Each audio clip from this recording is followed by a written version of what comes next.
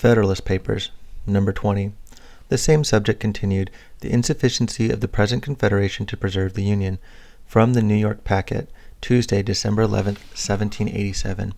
Author, Alexander Hamilton and James Madison. To the people of the state of New York. The United Netherlands are a confederacy of republics, or rather of aristocrats of a very remarkable texture, yet confirming all the lessons derived from those which we have already reviewed.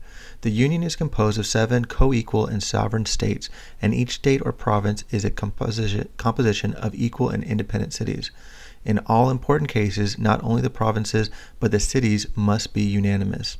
The sovereignty of the Union is represented by the States General, consisting usually of about 50 deputies appointed by the provinces. They hold their seats, some for life, some for 6, 3, and 1 years. From 2 provinces they continue an appointment during pleasure. The States General have authority to enter into treaties and alliances, to make war and peace, to raise armies and equip fleets, to ascertain quotas and demand contributions. In all these cases, however, unanimity and the sanction of the constituents are requisite. They have authority to appoint and receive ambassadors, to execute treaties and alliances already formed, to provide for the collection of duties on imports and exports, to regulate the mint, with a saving to the provincial rights, to govern as sovereigns the dependent territories. The provinces are restrained, unless with the general consent, from entering into foreign treaties, from establishing imposts injurious to others, or charging their neighbors with higher duties than their own subjects. A council of state, a chamber of accounts, with 5 colleges of admiralty, aid and fortify the federal administration. The executive magistrate of the Union is the stadtholder, who is now an hereditary prince. His principal weight and influence in the Republic are derived from this independent title, from this great patrimonial estates, from his family connections with some of the chief potentates of Europe, and, more than all, perhaps from his being stadtholder in the several provinces, as well as for the Union, in which provincial quality he has the appointment of town magistrates under certain regulations, executes provincial decrees, presides when he pleases in the provincial tribunals, and has throughout the power of pardon. As stadtholder of the Union, he has, however, considerable prerogatives. In his political capacity, he has authority to settle disputes between the provinces when other methods fail, to assist at the deliberations of the States General and at their particular conferences, to give audiences to foreign ambassadors, and to keep agents for his particular affairs at foreign courts. In his military capacity, he commands the federal troops, provides for garrisons, and in general regulates military affairs, disposes of all appointments from colonels to ensigns, and of the governments and posts of fortified towns. In his marine capacity, he is Admiral General, and superintends and directs everything relative to naval forces and other naval affairs, presides in the admiralties in person or by proxy, appoints lieutenant admirals and other officers, and establishes councils of war, whose sentences are not executed till he approves them. His revenue, exclusive of his private income, amounts to 300,000 florins.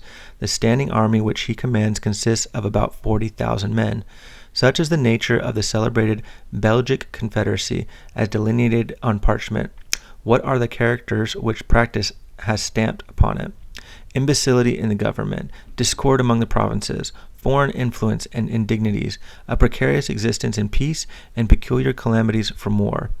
It was long ago remarked by Grotius that nothing but the hatred of his countrymen to the House of Austria kept them from being ruined by the vices of their constitution. The Union of Utrecht, says another respectable writer, reposes an authority in the States General seemingly sufficient to secure harmony, but the jealousy in each province renders the practice very different from the theory. The same instrument, says another, obliges each province to levy certain contributions, but this article could not, and probably never will, be executed, because the inland provinces, who have little commerce, cannot pay an equal quota. In matters of contribution, it is the practice to waive the articles of the Constitution. The danger of delay obliges the consenting provinces to furnish their quotas without waiting for the others, and then to obtain reimbursement from the others by deputations which are frequent or otherwise as they can. The great wealth and influence of the province of Holland enable her to effect both these purposes. It has more than once happened that the deficiencies had to be ultimately collected at the point of the bayonet, a thing practicable, though dreadful, in a confederacy where one of the members exceeds in force all the rest, and where several of them are too small to mediate resistance, but utterly impracticable in one composed of members, several of which are equal to each other in strength and resources, and equal singly to a vigorous and persevering defense. Foreign ministers, says Sir William Temple, who was himself a foreign minister, elude matters taken ad referendum by tampering with the provinces and cities. In 1726, the Treaty of Hanover was delayed by these means a whole year. Instances of a like nature are numerous and notorious. In critical emergencies, the States General are often compelled to overleap their constitutional bounds. In 1688, they concluded a treaty of themselves at the risk of their heads. The Treaty of Westphalia in 1648, by which their independence was formally and finally recognized, was concluded without the consent of Zealand. Even as recently as the last treaty of peace with Great Britain, the constitutional principle of unanimity was departed from.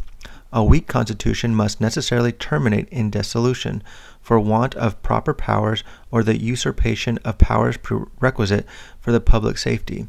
Whether the usurpation, when once begun, will stop at the salutary point or go forward to the dangerous extreme must depend on the contingencies of the moment.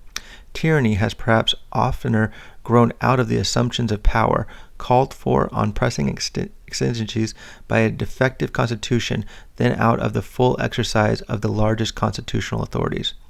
Notwithstanding the calamities produced by the stadtholdership, it has been supposed that without his influence in the individual provinces, the causes of anarchy manifest in the Confederacy would long ago have dissolved it. Under such a government, says the Abbé Mably, the Union could never have subsisted, if the provinces had not a spring within themselves capable of quickening their tardiness and compelling them to the same way of thinking. This spring is the stadtholder. It is remarkable by Sir William Temple that in the intermissions of the stadtholdership, Holland, by her riches and her authority, which drew the others into a sort of dependence, supplied the place. These are not the only circumstances which have controlled the tendency to anarchy and dissolution. The surrounding powers impose an absolute necessity of union to a certain degree, at the same time that they nourish by their intrigues the constitutional vices which keep the republic in some degree always at their mercy. The true patriots have long bewailed the fatal tendency of these vices, and have made no less than 4 regular experiments of extraordinary assemblies, convened for the special purpose to apply a remedy. As many times as their laudable zeal found it impossible to unite the public councils in reforming the acknowledged, the fatal evils of the existing constitution. Let us pause, my fellow citizens, for one moment over this melancholy and monitory lesson of history, and with the tear that drops for the calamities brought on mankind by their adverse opinions and selfish passions, let our gratitude mingle in ejaculation to heaven for the propitious concord which has distinguished the consultations for our political happiness. A design was also conceived of establishing a general tax to be administered by the federal authority. This also had its adversaries and failed. This unhappy people seem to be now suffering from popular convulsions, from dissensions among the states, and from the actual invasion of foreign arms, the crisis of their destiny. All nations have their eyes fixed on the awful spectacle. The first wish prompted by humanity is that this severe trial may issue in such a revolution of their government as will establish their union and render it the parent of tranquility, freedom, and happiness. The next, that the asylum under which we trust the enjoyment of these blessings will speedily be secured in this country, may receive and console them for the catastrophe of their own. I make no apology for having dwelt so long on the contemplation of these federal precedents. Experience is the oracle of truth, and where its responses are unequivocal, they ought to be conclusive and sacred. The important truth which it unequivocally pronounces in the present case is that a sovereignty over sovereigns, a government over governments, a legislation for communities, as contradistinguished from individuals, as it is a solecism in theory, so in practice it is subversive of the order and ends of civil polity. By substituting violence in place of law, or the destructive coercion of the sword in place of the mild and salutary coercion of the magistracy. Publius.